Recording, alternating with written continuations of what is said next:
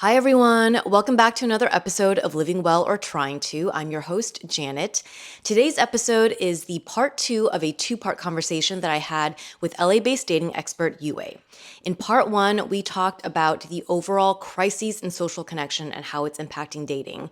Some of her tips for early stage dating, like something that she calls the 30-day incubator approach, and whether or not it might be better to keep your relationship private from friends and family or the general public for a certain period of time. If you haven't already, you can check out that full conversation in last week's episode, episode 42. This week, the convo you are about to get into, we get even deeper. We talk about the difference between true connection versus just having a good time together. Also, how to know if you're actually on a date. Because I don't know about you, but in today's technologically super connected world, you can really connect with a lot of people, but everyone comes together with such different backgrounds and expectations. So how do you know if a hangout is like romantic or if it's just like, I don't know, work or social or whatever that might be?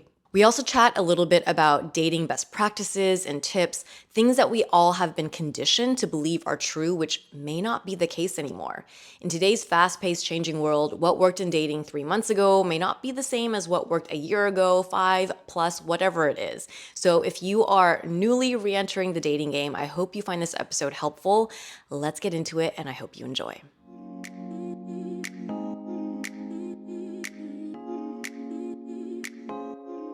I want to talk a little bit about this relationship that you're in. You had said that this was someone from your past that came in. How did it all kind of like start up again? And this is kind of related to the question of like, how do you know when you're on a date? And this is because I think, there is something about, I guess, a couple of things. So I remember when I was in like San Francisco and New York, because I spent time in those cities as well. And you are constantly on the go, like happy hours, coffees, and that kind of thing, right? Yeah. And sometimes you're meeting people and you're like, okay, is this like for a professional thing? Or is this kind of a date? Is this romantic? And then there's also to your point, reconnecting with old friends, especially for me. I feel like now that I've lived a lot of adult life, like there are people that come back into my life.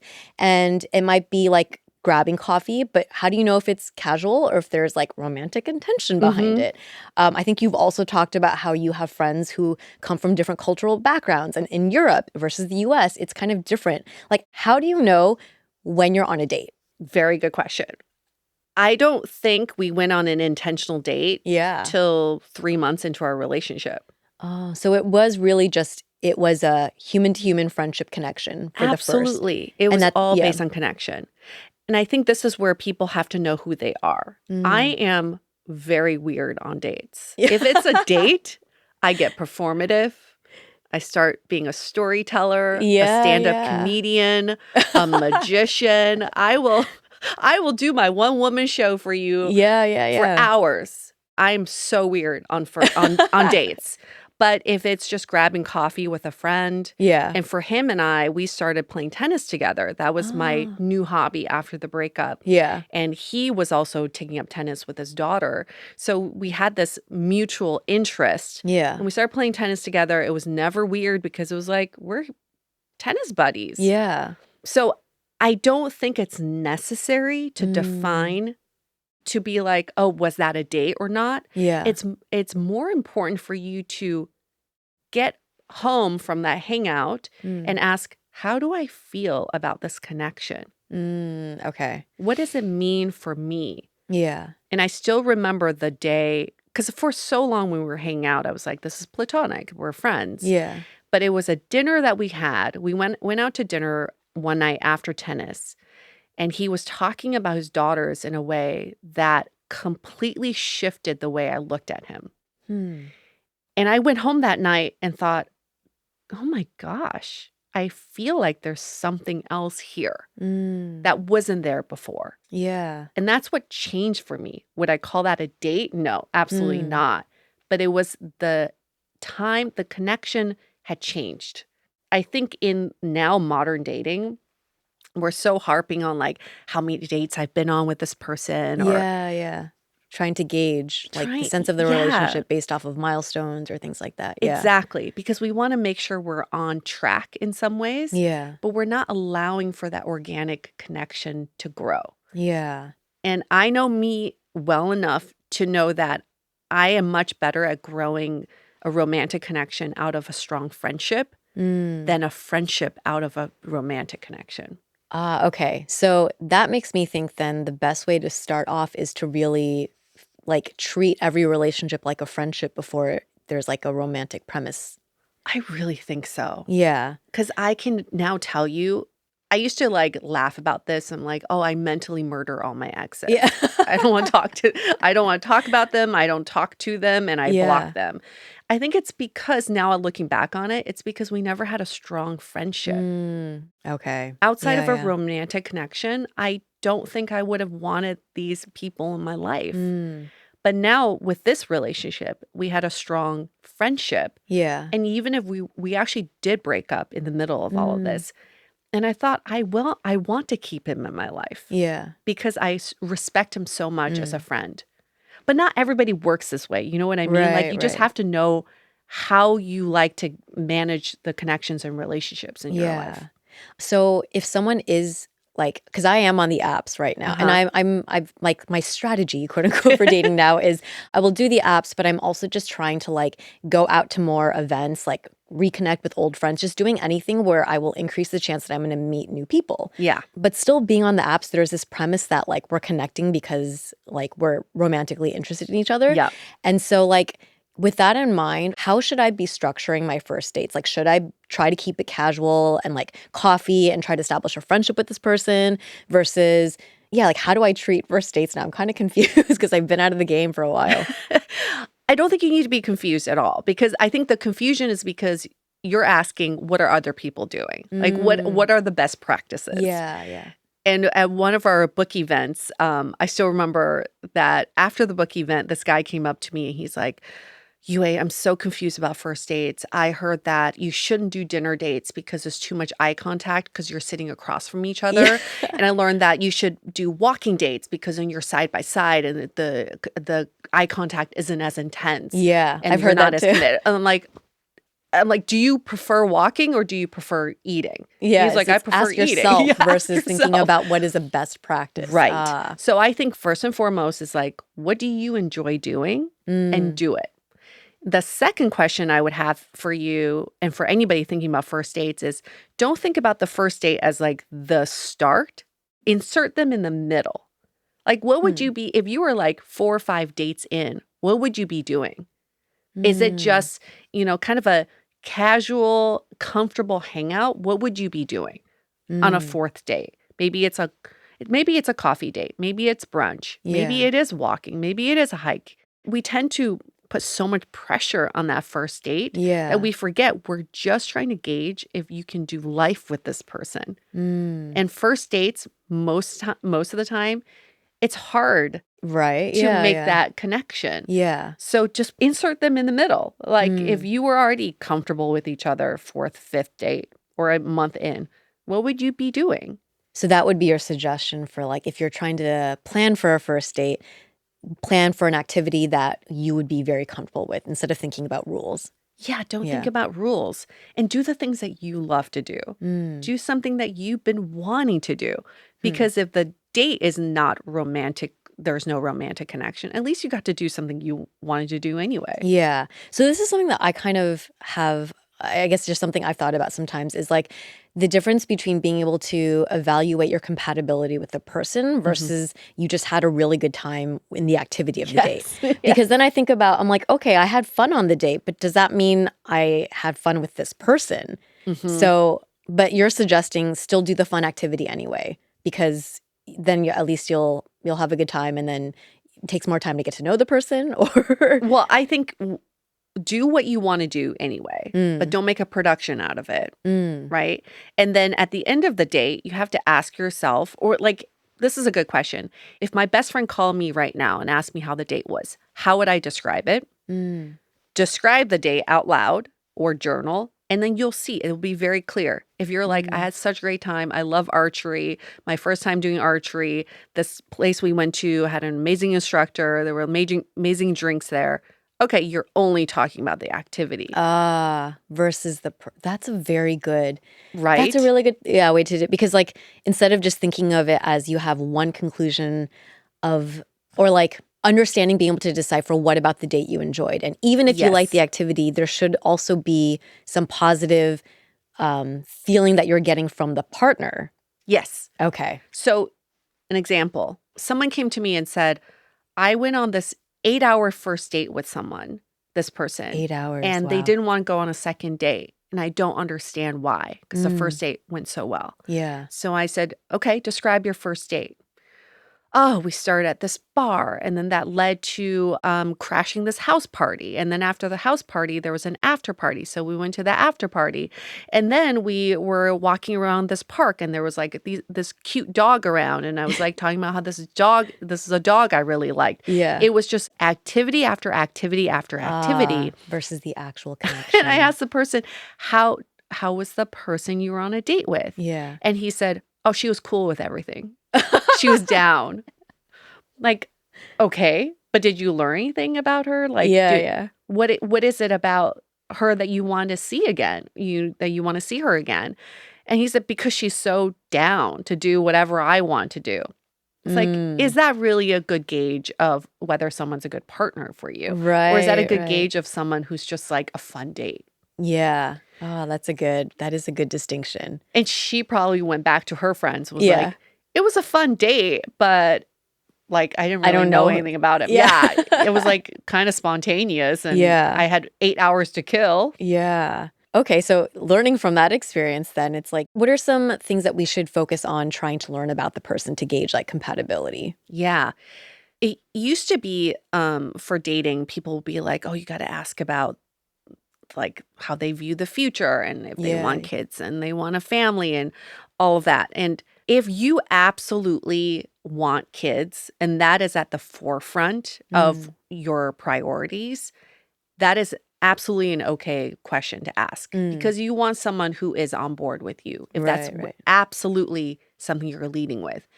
If you are leading with, I'm looking for a great partner for me, then the future alignment questions don't necessarily need to be there, because the right person aligns with you eventually, right? Yeah. But I think what we want to gauge from the other person is who they are in relation to you.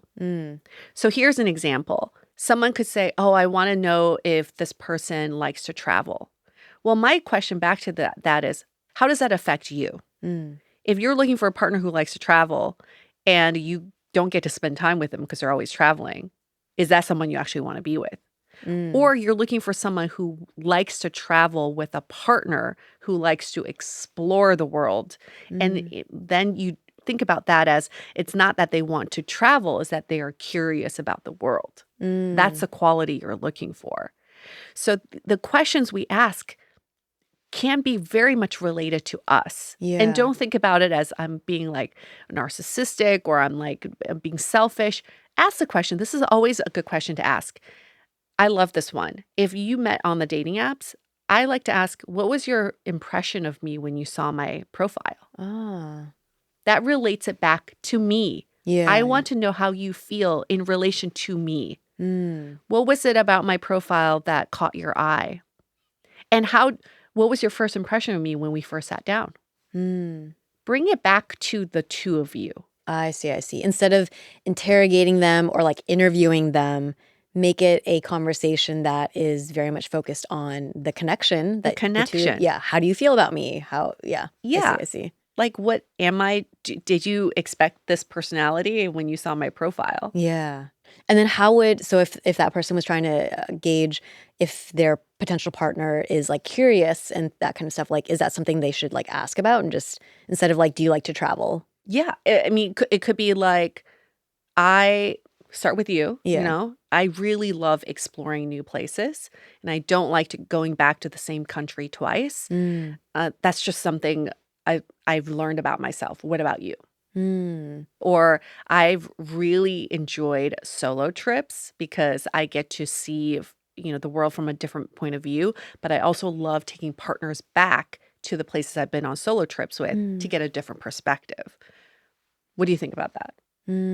Like, lead with you because you know yourself better. Okay. And then they can always talk about their interests. Yeah. I like that. And that also is a bit of this like prompting people to be a bit more vulnerable, because I think sometimes if we're trying to treat it like I'm evaluating this person, you're focused on trying to get them to speak about them without sharing about yourself. Yes. But really the best way is to like share about yourself, to be vulnerable, to open up in that way. And then that way you invite them to share their answers in probably a more authentic way than because if it feels like an interview, I'm probably going to tell you what you want to hear versus what the truth is. Absolutely. Right? And I think you use the right word, which is share. It's a collaborative effort on a date. Yeah. So you want to involve them into your life as much as you can. And one great way to do this is to ask for advice. Like, here's an example. My goal this year is to go on a tennis retreat to some exotic place. Yeah. And there's so many options out there. I just don't know how to pick one. Do you have any good suggestions? Have you like researched trips like this before? And they can say, oh, I have no idea what that is, but I usually like to do this when I plan trips. Right. So it invites people into your life to share their opinions and their advice and their thoughts. And then they feel almost like, oh, I can see myself in her life in this way. I like that. Yeah. It makes it more specific, more grounded, and it actually helps you understand if you could see this person in your life. Yeah. Okay, here's another question. Okay. I always have kind of a hard time figuring out like whether I am making a snap judgment or if I should give it more time to figure out if something will develop. So if you go on a first date and you're not totally like sold on the person yet, should you go on a second? Or like what is the rule around that? Our favorite catchphrase is a hard maybe. A hard maybe. Okay. Years ago it was about the fuck yes. Yeah. It's really hard to get to the fuck yes. Yes, that's what I'm finding. It's really hard because you don't know this person. Yeah, right? At all. Okay. Like the first date, how do you know? Right. Even after like third, fourth date, you really don't know this whole person yet. So get to the hard maybe.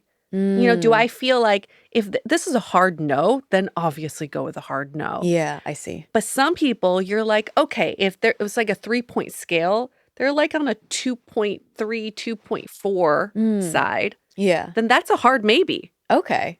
You can give it another chance. Yeah. Some people believe in the second date default, just go on the second date anyway. There are no hard and fast rules around this. Just go with your gut feeling of like, okay, I'm not sure, but at least I'm more on the sure side. Right.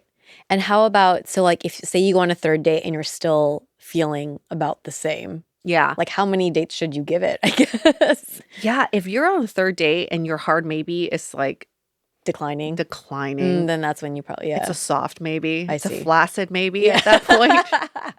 Then you probably should just, say, call it. Call it what it is. And I love that people are trying to give each other more time and, more of a chance. Yeah. But I do think you know yourself the best. And if you feel like it's not coming to you with ease. Right. Like you're pushing yourself to go on the fourth date. Yeah. Then it's probably not the right person for you. Very, very good advice. I'm going to keep that in mind. A hard maybe. A hard maybe. Is what I should use as like my guiding post. Now, I also want to talk about the 5 dating archetypes. Yes. This is something that you write about in your book, and I thought it was such a clever way to help like people understand themselves in dating.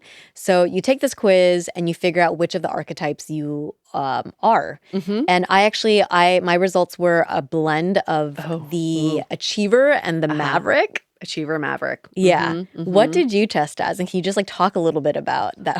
Achiever maverick. So the 5 dating archetypes describe your dating style, your dating behaviors, and also your attitudes towards dating and how you date.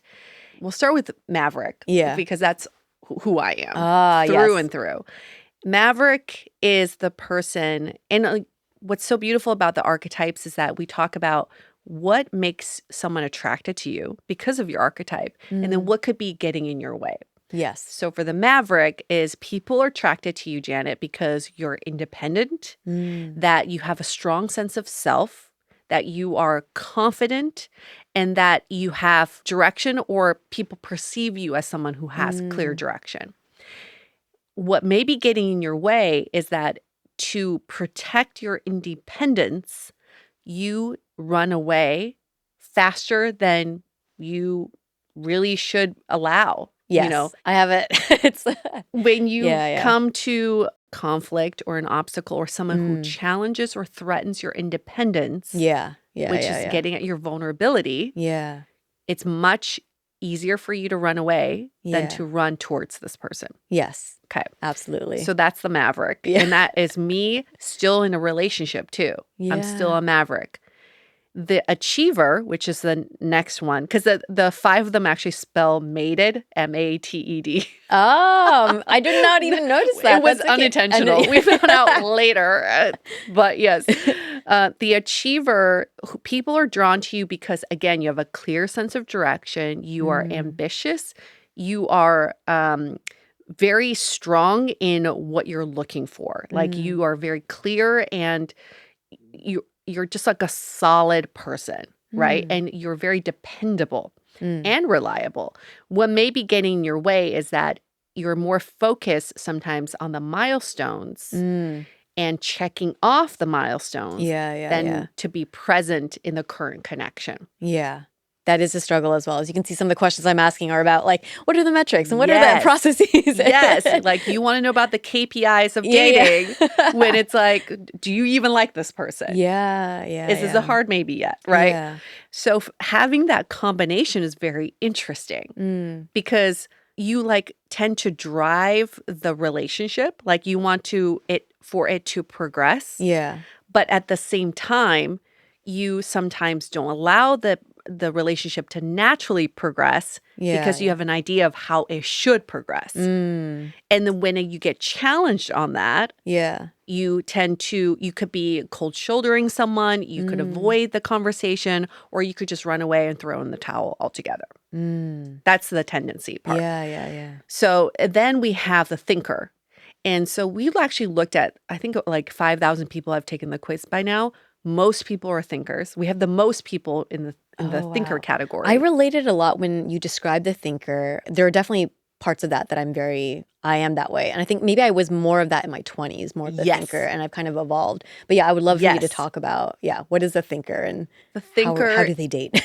People love the thinker because they present different perspectives. This is like a very open-minded person. And the thinker has learned a lot about themselves. They're very self-aware, and they've gone through all the resources, podcasts, workshops, books, audiobooks. They study. This is an A+ student.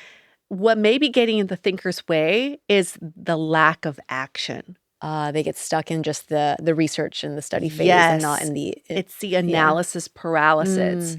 It's the, should I go on a third date with this person? And overthinking it. Versus just doing it or declining. Or just making any small action. It's very hard to do. And then what we see with a lot of thinkers is that they get in this loop, right? Of should I not? Is this it? Is this not? And they get so overwhelmed by the decision making that they just end up not making a decision at all. I don't even want to think about it. So that's the thinker. And then we have the energizer. And this is the smallest number of people from the people who've taken the quiz. Which is also, it says a lot about our society right now of modern dating, where energizers are the people who book back-to-back dates, who are optimizing their time and optimizing every opportunity. They could be in a hotel lobby and being like, my person could be here, right? Or standing in line at Starbucks thinking that barista could be my person. People are drawn to the energizer because they're very charismatic. They're so energetic, and they're also just really fun to be around. But what may be getting in the energizer's way is that the lack of presence, because they're always thinking about filling their funnel. And then there's just lack of connection, lack of deeper connection. Because they go on a lot of first dates. So they're doing quantity over quality sometimes. Absolutely. They think it's a numbers game. And then the very last one we have is a dreamer. And the dreamer is someone who really believes in love. This is the person that's bringing Hopeless the hope romantic. right now. Yeah. Yes. Who watches all the rom-coms, even though they know how unrealistic they are. They're very much married to the story. And so what may be getting in the dreamer's way is, again, wanting the story to play out. They want the meet cute. Yeah. Right? They want the faded story. Like they Right. love we ran into each other at Whole Foods and then this love blossomed, instead of actually gauging how they feel about this person. They're stuck in the story versus the connection. Correct. Yep. Wow. Okay. And you said you tested as a maverick? I'm such a maverick. Yeah. I have less achiever tendencies now. Yeah. After this last relationship. I was so shocked that I tested as an achiever, because like all those things, I'm like, I thought I was working so much to get rid of dating in that way, right? To not look at it as like a thing to achieve, but really about finding a partner and a connection. So that was kind of a wake-up call for me. But the wake-up call is actually also a really good point, is that we're not trying to say, get rid of these tendencies. Yeah. If you're an achiever, you're going to be an achiever. If you're a maverick, you're going to be a maverick. We're not going to say like, stop being independent, stop being a milestone driven. Yeah. But it's to recognize that you have these tendencies and that you can talk about it with your partner when these tendencies come up. Yeah. So one example is, I'm a maverick, my partner's a thinker. When we get in a quarrel, I'm like, I got to go take a walk. Okay. To him, he hears, you're abandoning me. This is over. Yeah. It's catastrophic. And then he gets in a spiral. Oh, you're going for a walk for good? Like, are you never coming back? And I'm like, dude, like chill out. Yeah. Right? I'm just going for a walk for fresh air. So now the way we communicate, because I know he's a thinker, he knows I'm a maverick, is I say, I'm going for a walk for 30 minutes. We'll circle back when I come back and we'll pick this up again. I'm not going anywhere. And that, right, that then you recognize and honor each other's archetypes so that you have more respect for the way you communicate with each other. Yeah. So being an achiever, there's absolutely nothing wrong with having these tendencies. It's just to know, okay, I'm trying to get to that third date, but that's an achiever tendency creeping up. Let's go back and think, okay, how do I feel about this person? Is this a hard maybe? Yeah. Do I feel good in my body about going on the third date with this person? Then you kind of just change and course correct. Yes. Yeah. I like that. That's super helpful. Thank you. There's nothing wrong with being an achiever, Jan. So this is a question that I think probably a lot of people are thinking about when they're dating. Or if you've been dating for a while and you haven't found your person, it can be easy to get very frustrated, right? And to think, am I just being too picky? But then you also like want to have standards. So how do you figure out and strike that balance of like knowing, am I being too picky or am I just enforcing a standard? Yeah. There's nothing, nobody's too picky. So if anybody thinks they're too picky, they're using the word wrong, because saying you're too picky means that you think you're better than everybody out there. Like you are basically like you have pick of the litter, right? And nobody's good enough for you. That's not the right way to think about dating. Yeah. You can obviously have standards.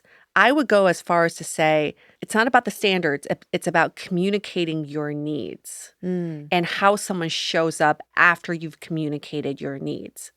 So we have these standards. Everybody has their own unique set of standards that they don't communicate. They just assume the person they know knows. Right. Think about, how do I set this person up for success instead of testing them to meet my standards? So it's not you picking or testing people to live up to your expectations. It's about, okay, I really enjoy advanced planning, at least 2 days ahead of time. I could test someone on that. So like, early dating, if they don't confirm plans 2 days before, I used to be like, oh, this is not the right person for me then. Sorry. Yeah. And then I used to actually call them out. Like, sorry, I've already booked something else because you didn't confirm 2 days in advance. Yeah. Then I learned to say it. Just tell them my need.